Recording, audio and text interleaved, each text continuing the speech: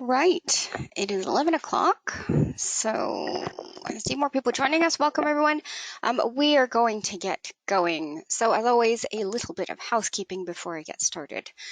Welcome to today's session on agriculture and agricultural land transactions in collaboration with Conveyancing Data Services. Just before I get going, you should be able to see a control panel on your screen, which allows you to ask written questions. Please feel free to submit them as we go along, and I'll try and get them answered either during or after the webinar. We are recording today's session, so if you'd like a copy of the recording to share with your colleagues or a copy of the slides, please let us know afterwards, and we can send these over to you after the webinar is finished. And as always, your feedback is an absolute gift. So there will be a feedback survey launching at the end of the webinar, which will take a few seconds for you to answer. So if you could give us a couple of seconds of your time to give us that glorious feedback, that would be really, really great. I am, of course, still working from home, as I'm sure some of you may still be as well. There was a lorry outside the house. Hopefully they will not show up again, and hopefully you can all hear me clearly. So let's get started. So this is our agenda for today. We're going to be looking at, what agricultural land actually is, and really just taking a look at the complexities and the various issues and factors that come with purchasing agricultural land. Probably one of the more complex reports that we certainly write at Groundsure from a commercial perspective, because there is so much to consider. So let's start at the basics. Let's start at the beginning. So agricultural land, we've put some definitions up on the screen for you. Agricultural land is, I think, pretty self-explanatory. We put these definitions on the screen just to give you kind of basis. It isn't, though, just working farmland, although that does tend to be the most common definition people associate with agricultural land. There are definitely, additional uses, woodland, pasture, orchards, groves, that type of thing. Agricultural land, due to its wide and varied use and contaminants, can be much more complex when it comes to land transactions in general, as there are a lot more considerations and factors to look at. So we'll look at these a bit more closely as we go along. Now, the procedure when buying agricultural land is similar to that used when buying any piece of freehold or leasehold land. Section B8 of the Law Society Conveyancing Handbook, the most recent edition, which I think is the 26th, specifies additional issues are investigated or need to be investigated during the purchase of agricultural land. Now, we've put those up on the screen for you. So you can see there's things like current and historic rights of way, timber felling licenses, stewardship schemes, agricultural land classifications, a whole bunch of additional stuff that you probably wouldn't necessarily think of under normal commercial land transactions. Whilst historically individual inquiries had to be raised for each of these bullet points you see on the screen, either during pre-contract searches or through the seller, it could, of course, be very, very time consuming. So what we've tried to do with the agricultural reports that we produce is to ensure that where possible, these are now covered in a singular report. So hopefully with the inclusion of all of these, it'll save a lot of time for you and your client. So let's take a look at some of the factors in buying agricultural land. The UK's most common agricultural impacts are associated with the use of things like pesticides, nitrogen compounds, livestock waste, and soil erosion. Now, there's a number of environmental impacts arising from farming processes, which affect things like water bodies, humans, ecology, and so we'll go through some of these in the upcoming slides. And some of the impacts could be things like surface and groundwater pollution, acidification due to the use of fertilizers in a working farm, eutrophication, which is an excessive buildup of nutrients. You have, of course, greenhouse gas emissions, even things like local disturbance, odor and noise, and things like more serious things like the spreading of heavy metals or pesticides or toxic substances in and around the property. Now, due to the nature of pollutants and common pathways associated with rural settings, environmental impacts can be found localized within an agricultural piece of land, but also the immediate vicinity and it can also have the ability to spread to greater distances. So that's kind of one of the real dangers of these more rural areas, is you really have to look at how it's going to impact the local environment. Environmental risks associated with things like working farms are commonly linked with operational activities like the storage and handling of hazardous substances and waste. That could be things like fuel or oil or pesticide, discharge of contaminated waters, and intensive farming. So in order to reduce their potential impacts, certain activities require formal permitting from places like the Environment Agency. Now, let's take a quick look at infilled land. So we've put the definition of what infilled land is on the screen for you. Now, our historical mapping often allows us to identify ponds or disused workings or old quarries across areas of agricultural land. Now, if over time we can't see them anymore, or we can no longer observe these features visually on mapping, this indicates that they've actually been infilled.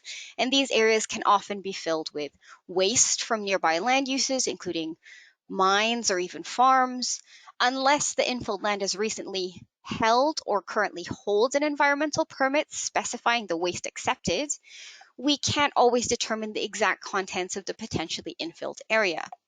Now, infilled land has many possible environmental risks associated with it, and the severity is determined by the amount and type of waste the area is infilled with, the underlying geology and hydrogeology, and the proximity to people or other organisms that may be significantly affected by exposure to contaminants is quite important.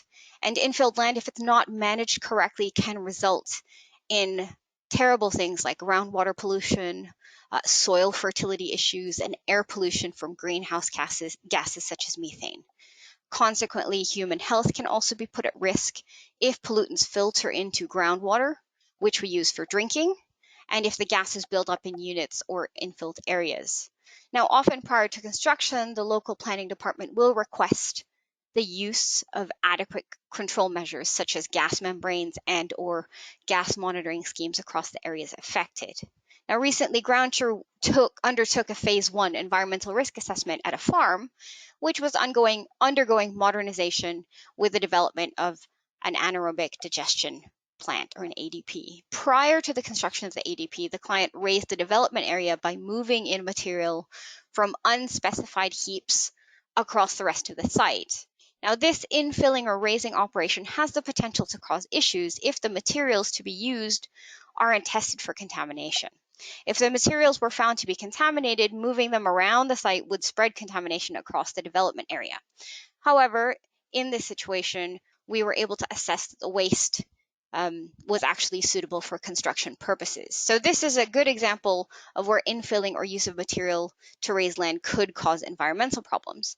And again, this is where historic mapping is really key, because if you can see infilled land in and around an agricultural piece of land in earlier versions of maps, and then over time they disappear, then you know that that land has been infilled, and it's something that will be put on the radar of our environmental consultants to look into.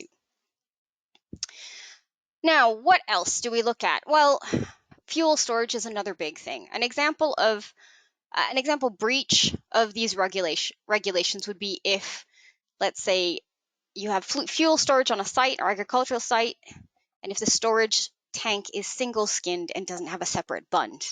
And a bund is a containment facility around a tank. Kind of think of it like a moat. So if the tank leaks, the leak will be contained by the bund. And in the event of a leak or a spillage, there would be nothing to stop a pollution incident without a bund, and therefore an unbunded tank is a much higher environmental risk. So bunded tanks are designed to contain over 110% of the tank's capacity to meet the water resources regulations of 2010. Nowadays, the most common tanks on agricultural properties are modern plastic, self-bunded, which means they're structurally much stronger than traditional tanks. In addition to causing potential contamination of soil, leaks from tanks have the potential to percolate and kind of seep into the underlying aquifers. And this is particularly important if the aquifer lies within a source protection zone and is actually being used for drinking purposes. Now, in addition, leaks could run into sensitive rivers or streams and affect the ecosystems within them. Back in September of 2017, there was a farmer in Northumberland who was under investigation by the Environment Agency after moving a heating oil tank in close proximity to a stream. And this tank actually slipped off the forklift as it was being moved and polluted a nearby stream and river. And this was the second such incident at this farm, and both incidents were looking to incur fines for the farmer. And this, of course, highlights the importance of considering the location of watercourses when installing and moving things like fuel storage. What about things like slurry and waste? I'm sure you wanted to hear me talk about slurry and waste at 11 o'clock on a Tuesday morning. But farming and agricultural land uses and produces a large amount of waste, which is, of course, a concern. In 2003, a survey completed in England showed 93% of all agricultural waste was natural waste, such as slurry and manure. And slurry is a mixture of manure and water, which is broken down over time by bacteria. And the decomposition process forms gases like methane, which of course is a well-known greenhouse gas. Often, this type of material is stored over the winter months until it's suitable for spreading during the following growing seasons. It's often used as fertilizer and spread across arable farmland. Slurry can be stored in various ways, but it's typically stored in big tanks and occasionally in things that we call slurry lagoons or ponds. Now, the water resources regulations of 2010 state the requirements for proper slurry storage systems. The regulations specify that the maximum quantity of slurry that can be stored, and it needs to be stored a certain distance away from any inland freshland water or coastal water. So there's a lot of rules and regulations that farmers and people running agricultural pieces of land need to adhere to because there's a lot of guidance. And it becomes a significant environmental concern when regulations aren't adhered to. So in 2014, there was an incident at a farm in Northern Ireland, which actually unfortunately led to a death of an 8-year-old boy when he inhaled lethal fumes which had collected over a slurry tank. And the child was actually helping his dad mix the slurry when they both felt quite unwell after inhaling hydrogen sulfide and other lethal gases produced by the slurry. And this really shows you why there's so much rules and regulations and legislation when it comes to the correct storage and ventilation of really potentially highly toxic substances. Slurry can also pose an issue if it's stored too close to things like surface waters or waterlogged ground. It can lead to pollution incidents and disruptions of local freshwater ecosystems. Incidents are often investigated and sometimes they do lead to penalties, like the breach by B&M Elkin & Son at Hull Farm, where the Environment Agency fined them over £14,000 after thousands of fish were killed when slurry leaked into a nearby brook. All other waste stored at farms is described as non-natural waste. So that's the other side of things. So you've got natural and non-natural. Non-natural waste can be all sorts of toxic things: disused pesticide containers, tires, batteries, plastic, oil, etc., etc. So around 135,000 tons of agricultural waste plastic is produced each year, which is 1.5% of England's annual total plastic waste. Non-natural agricultural waste also includes hazardous materials like asbestos from building sheets, waste oil, unused animal medicine. So disposal of these types of wastes, there is definitely adherence. There's a lot of guidelines that people need to adhere to. There's the hazardous waste regulations in 2005. You got special waste amendments regulations in 2004 in Scotland. You've got hazardous waste regulations in Northern Ireland. So, of course, different countries will have their different regulations and all need to be adhered to depending on where you are. Now, in order to keep up with consumer demand for high volumes of produce, most farmers and other agricultural functions believe that they're going to have to use fertilizer to maintain soil health. In order for soil to be used for farming purposes to maintain a high level of efficiency, it's important that the soil isn't depleted of nutrients and therefore affecting the quality and size of the yield. After each growing cycle, crops will have absorbed specific nutrients, often leaving soil quite depleted, which of course requires the use of fertilizers to replace these nutrients. However, the excessive use of any type of fertilizer or chemical can lead to soil salinity, heavy metal accumulation, nitrate accumulation, various types of pollution. In May of 2017, the same farmer that I mentioned previously, with a fuel tank in Northumberland, spilled 3,000 liters of liquid fertilizer into a surface water feature called Long Nanny Burn, which killed about 2,000 fish and 60 critically endangered eels. And this pollution incident affected the watercourse for a whopping 6 miles over 4 days. And this shows the highly negative effects that excessive fertilizer can use.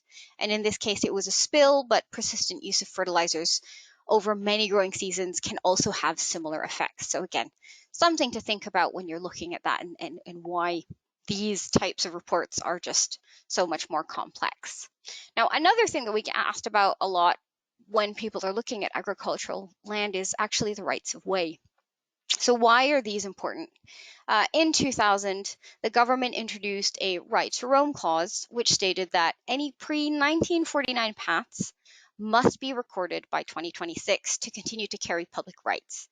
The Countryside and Rights of Way Act contained a provision that will extinguish those rights if the paths have not been properly recorded.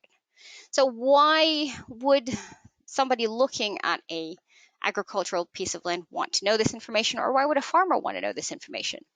Whilst the registering of these pre-1949 paths may not benefit the owner of the land, as it means there is a public footpath crossing their land, the landowner should be aware that anyone can register a pre-1949 path with the local authority for it to then be included on the definitive plan. So there are quite a number of projects which are underway to identify and record these rights of way, and further information and guidance should be obtained from the rights of way team at the relevant local authority.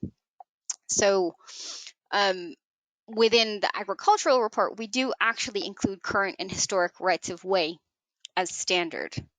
I have actually had clients who have come to us looking to purchase some woodland, didn't want to do anything to it, didn't want to alter the land in any way, shape, or form, actually wanted to use it to camp privately during the summer months, which of course sounds pretty idyllic.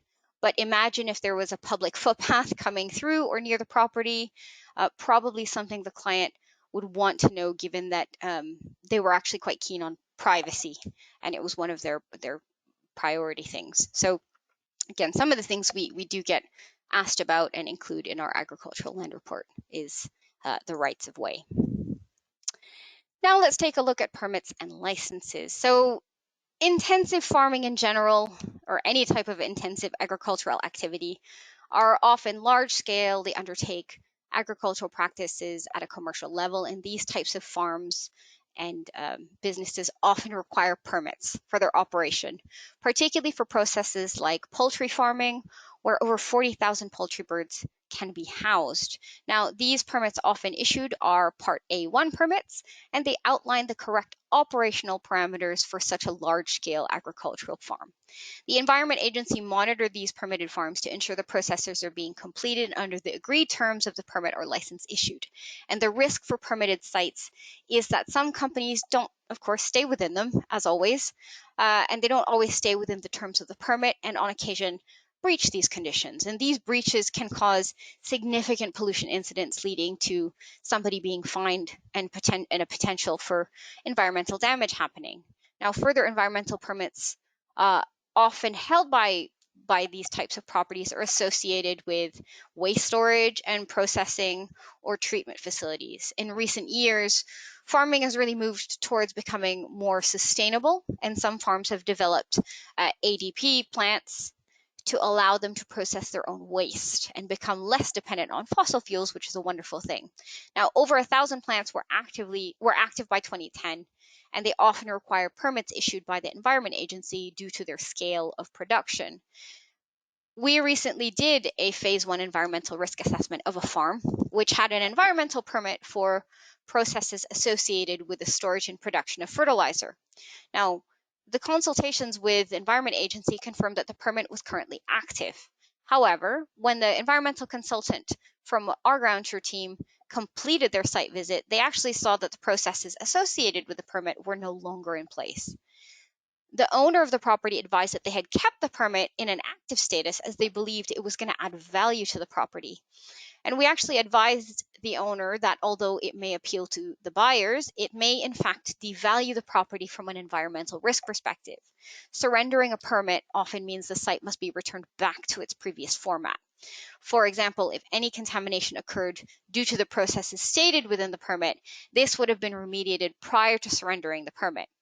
As a result, from an environmental liability perspective, having a surrendered permit is reassuring, and it is possible that lenders may favor this more during transactions, as the environmental risk is actually a lot lower when that permit is surrendered. And then moving on to sheep dips. So again, a very niche topic, but sheep dip chemicals were first developed in the 19th century and would at the time commonly include, surprise, surprise, arsenic. Arsenic-based compounds were used up until the 1950s and can still remain in soils surrounding historical sheep dipping baths. Whilst not as toxic as arsenic, the modern compounds now are still far from safe to human health. Things like organophosphate exposure can cause some pretty scary effects. So it can cause a coma, it can cause vomiting, it can cause all sorts of unpleasant things. So over a longer term, they can actually cause issues, long-term health issues. It's interesting to note that organophosphates are the basis of the nerve agent Novichok. My God, did I even say that right? Novichok, which was used in the recent Salisbury attack that was in the media fairly recently. So some pretty significant heavy duty stuff. And so if you do have a client that's looking at a previous farm that had sheep dips on it, it's just something that needs to be considered. From the 1970s until the late 1980s, it was compulsory for farmers in the UK to dip sheep twice a year with organic phosphates. And many farmers who used the regulation sheep dips were later diagnosed with chronic illnesses. In recent years, there's been calls for an inquiry, as it has been alleged that the government were aware of the health risks but didn't publicize the dangers or provide farmers with adequate guidelines for safer use. So again, just things that need to be considered when you're looking at an agricultural piece of land and the history behind it. It's quite important to understand what it was being used for. Now, from a pollution perspective, what can happen? And why is it important to know? This is a really good case study. You may or may not have seen it before, but slurry from a lagoon on a Suffolk farm polluted the river Yox in Suffolk for 10 kilometers. And the owners were actually found guilty of being negligent. And basically, all they did was they drained slurry. They drained the muck pad and the slurry into a lagoon. And they, quote unquote, thought it was rainwater, and so offloaded it into a nearby watercourse. And unfortunately, that watercourse became grossly polluted, and it was discharged and raised ammonia levels in the river exponentially. So they were found guilty. They were fined. To be perfectly honest, the fines were just over £10,000, which just doesn't really seem like that much for a 10-kilometer pollution incident, but that's where we are. You've got other issues. So this one was fined for polluting a river on 4 separate occasions. Russell Law pleaded guilty to the events under the Environment Agency, or the Environmental Permitting Regulations 2016, was sentenced in Wales. And he admitted to causing pollution incidents on 4 separate occasions, from infrastructure failures and slurry spreading activities between February and December of 2018. So he got fined on 4 counts of making an unpermitted discharge to waste, contrary to the regulations that were put in place. He'd allowed slurry to spread to take place in poor weather conditions. I mean, it's just a bit silly. There's all sorts of incidents like this. Probably a lot of them go unreported. So again, something to take into consideration where there's a lot of agricultural land is unfortunately you do get a lot of pollution incidents as well. In this particular case, there have been no prosecutions or fines issued to farms by the Environment Agency, despite 243 violations of legislation designed to curb the agricultural pollution of waterways in England. So sewage wastewater discharges by water companies into rivers account for damage to 36% of waterways, and runoff from agricultural industries is responsible for 40% of the damage, according to the Environment Agency.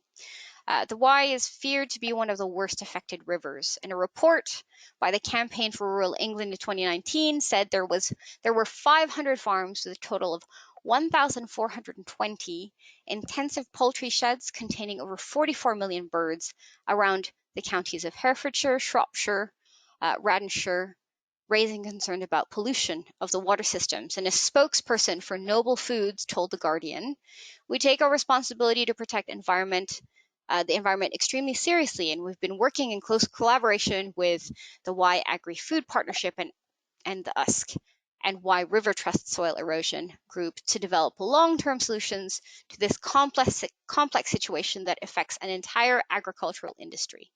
And it's our aim to deliver a plan that can be successfully implemented across the farming sector." However, the former Conservative Environment Minister, who is on the advisory board of River Action, basically said urgent action is needed to reduce the impacts of agriculture and food production on our rivers before it's too late. As consumers and investors become increasingly environmentally aware, food companies need to step up and take responsibility for the practices of those in their supply chain. So again, unfortunately, pollution incidents kind of also go hand in hand with agricultural land and agricultural land transactions. It's just something we need to be more aware of. And again, it's probably one of the reasons why you do these reports in the first place. Finally, taking one final pollution issue or example. So the Solent water environment is one of the most important for wildlife in the country. It's got various protected designated habitats and sites, including special protection areas. Nitrates make their way into the water from our use of the surrounding land. And agricultural sources, such as the use of fertilizers, account for about half of the total loading in the Solent. Other sources are urban, such as wastewater from housing, and there's also a significant proportion from unknown sources. So if the amount of nitrates that enter the water environment reaches a certain level, then it causes something called eutrophication. This is when green algae mats grow, depleting oxygen in the water.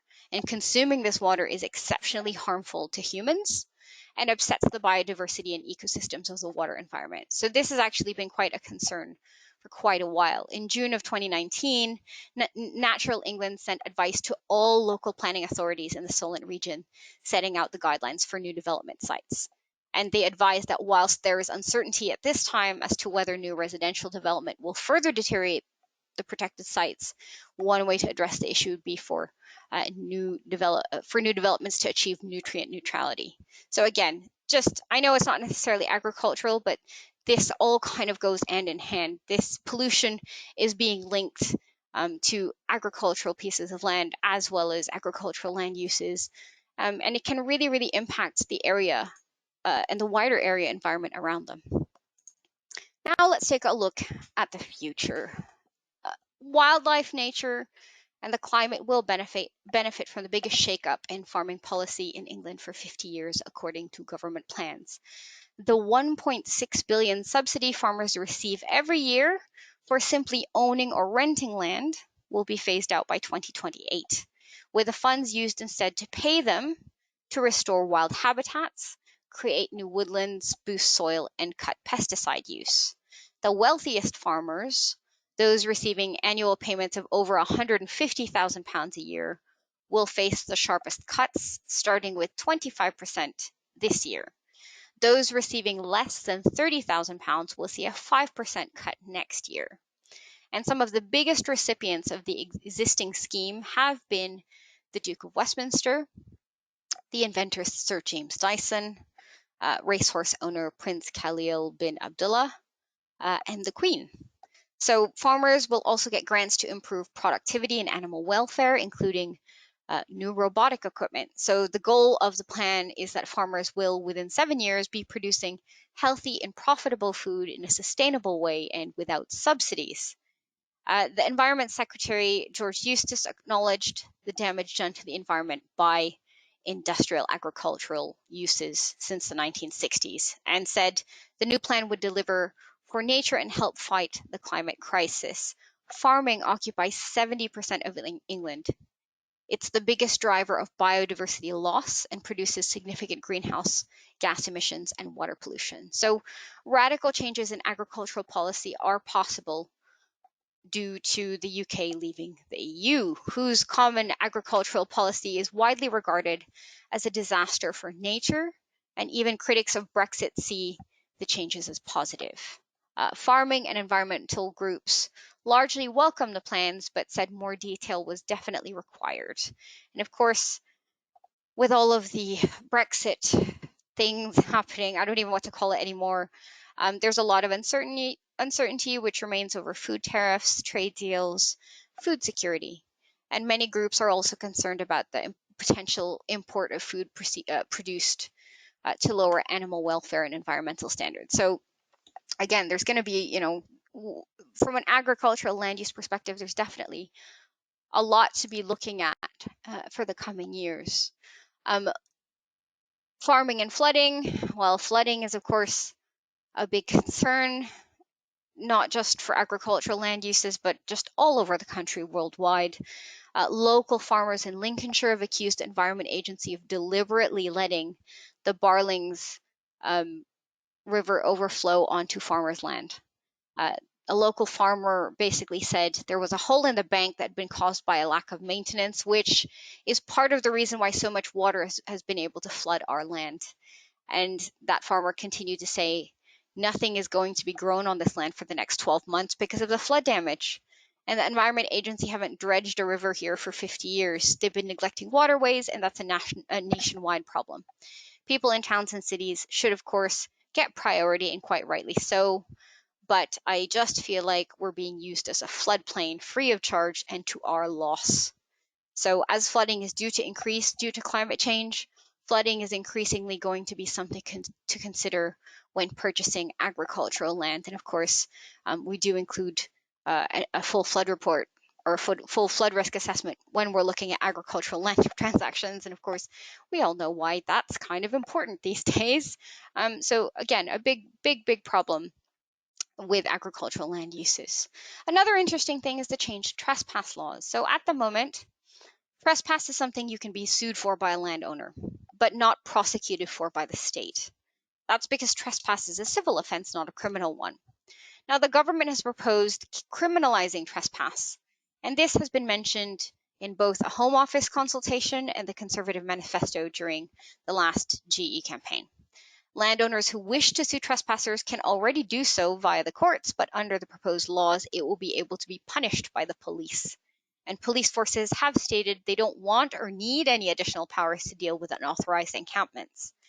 The proposed change in laws have received criticism from a number of different groups, including the Ramblers, the Countryside Charity, CPRE, the British Mountaineering Council, quite a few different organizations, because of course access to nature is quite vital for everyone's physical and mental well-being, something that the pandemic has certainly pointed out.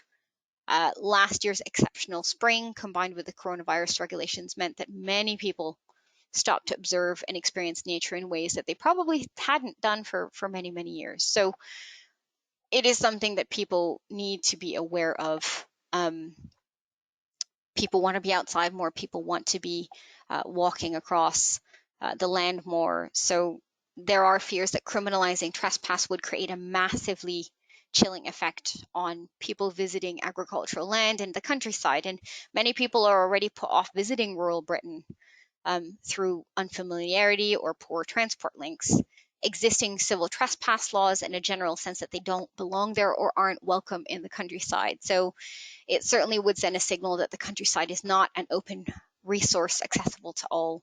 And so again, if you have a client looking at agricultural pieces of land, thinking about access, rights of way, all of these things can certainly be something to consider when you're looking at big pieces of land like this. And finally, moving on to the reports themselves, or the report itself, and recommendations. So every agricultural report, we've put one on the screen for you, is manually written by one of our in-house environmental experts, which examine our current and comprehensive collection of our historical ordnance survey maps to really make an assessment on pretty much every consideration you could think of. Each report has a section underneath the address, so you've got your site plan on the front page. It actually addresses the writer of the report as well as who reviewed the report, because it'll always go through 2 environmental consultants. So it could be somebody like my colleague Jenny or Christina that will be writing these reports, and it'll be reviewed by somebody else. We put these names on the front page of our reports so that you guys can contact them if there's any further questions or queries, particularly when it comes to agricultural land transactions. Our colleague Christina spent half an hour on the phone with somebody, talking to them about all sorts of aquifers and questions, very, very difficult technical questions that you may or may not have in regards to these types of transactions. So we want to make sure that we're there to be able to support, because particularly for agricultural land transactions, they are very, very complex. It's a report that takes us the longest to write. It can take up to 3 days to write one of these reports, because as you can see, there's a lot of information we cover in here for every single section, every point of that Law Society practice, Law Society section in the conveyancing handbook in regards to agricultural land transactions. They're very farm-specific considerations. You've got radon, transportation, planning, a full flood risk assessment, operational environmental risk, all that type of thing. So it's quite a lot. It's a big piece of report to be reading, but there's very good reason for reading all of those. And of course, with every report that we have, all the recommendations and next steps we provide in our commercial reports are bespoke to each report, to each agricultural report. Depends on, the review, what the current land is being used for, whether or not they're changing any uses. And so depending on what we find, we'll then provide you with guidance and next steps of who you might need to speak to, or you might need a phase 1 environmental audit, or you might need more information from a regulator or environmental insurance. So it really depends on what we find. If you do need something like a phase 1, we also do those as well. So if we recommend one of those, at a minimum, you may require an on-site visit. So it really just depends on what we find and what we can provide. Now, when a Groundsure agricultural report identifies action required, it is often due to either current permits or other potentially contaminative activities which have been identified within the farmyard. A focused environmental audit of an area allows these issues to be addressed with any potentially significant liabilities identified. So this audit provides a cost-effective method for clarifying the risks. A farm audit may also be used when the report comprises an acceptable environmental risk, but liabilities may reside with the property that a purchaser should consider further, particularly in relation to the farmyard, or if certain features have been identified, like sheep dips, which I mentioned earlier, or tanks. So the assessment will be undertaken by an experienced Groundsure consultant and will include a site inspection of the high-risk areas as identified in our report. Using a standard farmyard checklist, the consultant will assess the yard operations for their risk to the condition of the land and for the risk of regulatory enforcement. The resulting audit will be provided in the form of a completed checklist, a summary of findings, and where appropriate, a reassessed agricultural report. Should a reassessed report not be available, the consultant will provide various next steps to be undertaken. So key features of something like an operational audit would be discharges to controlled waters requiring a license, possibly licensed and private abstraction inquiries, a review of operations to assess whether they fall under the Environmental Protection Act regulation, and if so, compliance with those requirements, inspection of farmyard for potentially significant land contamination, application of oil storage regulations, assessment of waste exemption or other waste management regulations requirements as they apply to the property, and an inquiry regarding the management of asbestos in buildings. So these can all be provided via your preferred search provider. So if you do want any more information on something like this, which obviously is a little bit more intense, please do speak to your preferred search provider and they'll be able to provide you with all that information as well. So hopefully this demonstrates the complexities of agricultural land and just how much information we actually have to read and go through and assess to make the right assessment for your client. As much as possible, we're trying to do what we feel is the most environmentally sound for you and your client. But as always, if you have any really tricky questions, or if you've got somebody that's making you rip your hair out a little because they've got all these questions about an agricultural report, the consultant's name's on the front page of the report, and you can actually speak to the person that wrote or reviewed your report so they can help support you in any questions you've got. That is it for me today. I hope you found the session useful. If you have any questions at all, please do reach out to us and we'll do our best to answer any questions you've got. And just, yeah, thanks very much for your time. And if you could take a couple of seconds to fill out the survey, which will pop up after this, that would be really wonderful. Thanks very much and have a great rest of the day.